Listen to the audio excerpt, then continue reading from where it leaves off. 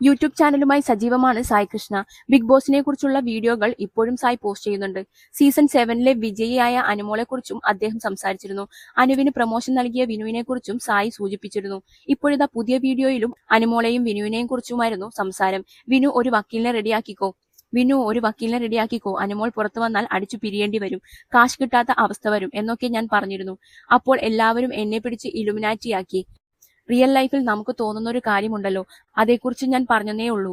അവർ തമ്മിൽ എന്തെങ്കിലും വിഷയമുണ്ടെങ്കിൽ അത് ഞാൻ പറഞ്ഞതുകൊണ്ടാണ്, ഞാൻ പ്രഡിക്റ്റ് ചെയ്തതുകൊണ്ടാണ് എന്നൊക്കെ പറയുന്നത് കേട്ടു.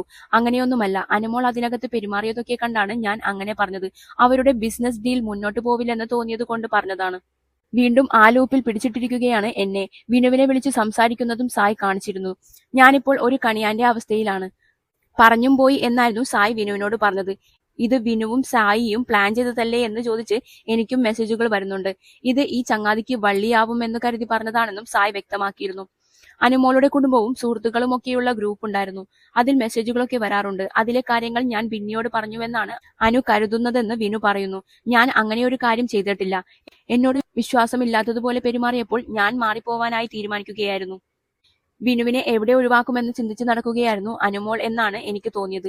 നിങ്ങളിപ്പോൾ മാറിയത് നിങ്ങളുടെ ഭാഗ്യം, ഇല്ലെങ്കിൽ മാനം കെട്ട് മാറേണ്ട അവസ്ഥയായേനെ എന്ന് സായ് പറഞ്ഞു. അവർക്ക് നല്ല പ്രഷർ കിട്ടുന്നുണ്ടാവും, അതുകൊണ്ടായിരിക്കും. ഞാൻ സ്വയം മാറി നിന്നതായിരുന്നു. ഞാൻ നെഗറ്റീവാക്കി എന്നൊക്കെയുള്ള തെറ്റിദ്ധാരണയാണ്. സായ് അനുവിനെ കുറിച്ച് നെഗറ്റീവ് പറയുന്നതിന് പിന്നിൽ ഞാനാണെന്നാണ് കരുതുന്നത്.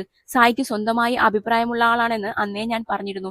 നല്ലത് ചെയ്ത സമയത്ത് നല്ലത് സായ് പറഞ്ഞിട്ടുണ്ട്. ആ വീഡിയോ നമ്മൾ തന്നെ ഷെയർ ചെയ്തിട്ടുമുണ്ട്. അതൊന്നും അവർക്ക് മനസ്സിലാവുന്നില്ല. നേരത്തെയും ഉദ്ഘാടനങ്ങൾക്ക് പോകുന്ന ആളായിരുന്നു അനുമോൾ. ബിഗ് ബോസിന് ശേഷവും സജീവമാണ്. രേണുസുതിയും അതുപോലെ തന്നെ ഉദ്ഘാടനങ്ങളിൽ ആക്റ്റീവാണ്.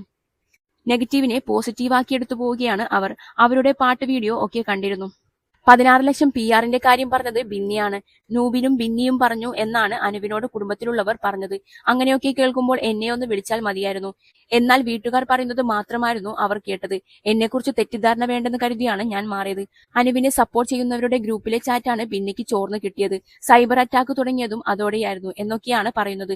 ഇപ്പോൾ എന്ത് സംഭവിച്ചാലും എല്ലാവരും എന്നെയാണ് പറയുന്നത്. അനുമോളെ വെച്ച് വീഡിയോ ചെയ്ത് ഇത്ര ലക്ഷ്യമുണ്ടാക്കിയെന്നാണ് വിമർശനങ്ങൾ. ഒരു കണ്ടസ്റ്റന്റിനെ സപ്പോർട്ട് ചെയ്യണമെന്ന് പറഞ്ഞ് ഞാൻ ആരെയും വിളിച്ചിട്ടില്ലെന്നും വിനു വ്യക്തമാക്കിയിരുന്നു.